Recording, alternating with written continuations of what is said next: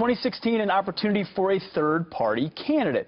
John Stossel says yes, and tonight he is hosting the first ever nationally televised debate between the top three libertarian presidential candidates. He joins me now with more, our favorite libertarian himself, John Stossel. Thanks for being here. Thank you. So tell us about this debate, the three candidates we're going to see. So Libertarian Party had some early polling. We picked the top three people, and they will debate for 2 hours. First hour tonight, next hour next Friday.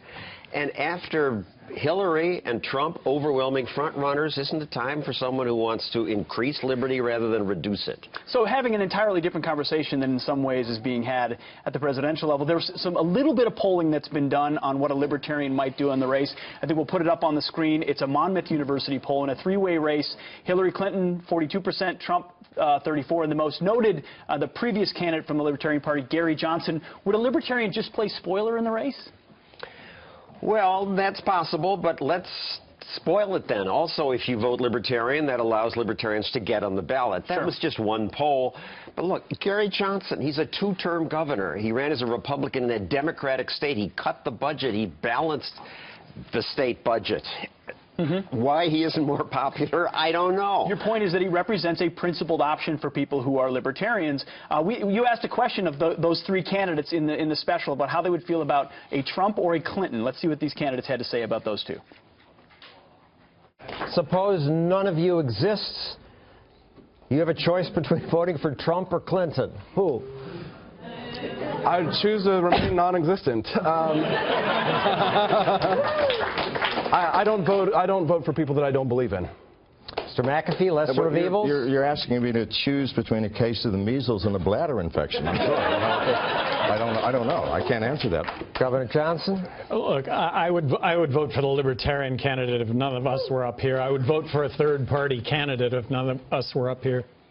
So some agreement there. What was the biggest policy departure that these three candidates would have from sort of the Republican candidates? From the Republican candidates. Republicans seem much more eager to go to war, to build up the military, even though we're going broke. I would say that's the biggest difference. And with the Democrats, it's general spending and invasive regulation. Sure. Well, there was a Republican in the race who was a libertarian, or noted libertarian, Rand Paul. He tweeted yesterday that he might have an announcement today. We got a little spun up about it. Apparently, he just tweeted, here's what he tweeted yesterday. He said, the announcement is going to be huge. Don't miss it. He's got a major announcement tomorrow, is what he said.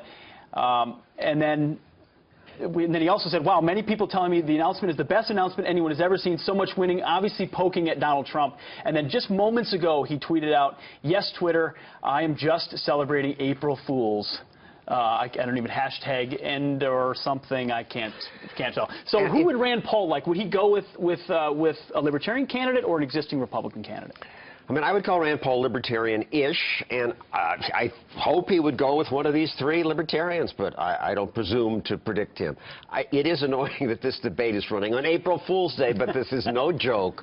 The country's in trouble. These guys, I say, have much better ideas than either Donald or Hillary. Well, it is no joke. And you know what? A lot of people have complained they want more ideas, they want more policy, they want more substance. And I have a sense if you're moderating this debate tonight, we're going to get a lot of substance and a lot of tough questions that folks should be talking about and should be thinking about around the election. Thanks for joining us this morning. Thanks. So folks can catch part one of the forum on Stossel tonight at 9 p.m. on the Fox Business Network. The second part is going to air, I believe, next weekend. Next Friday. Correct. All right. Thank you very much.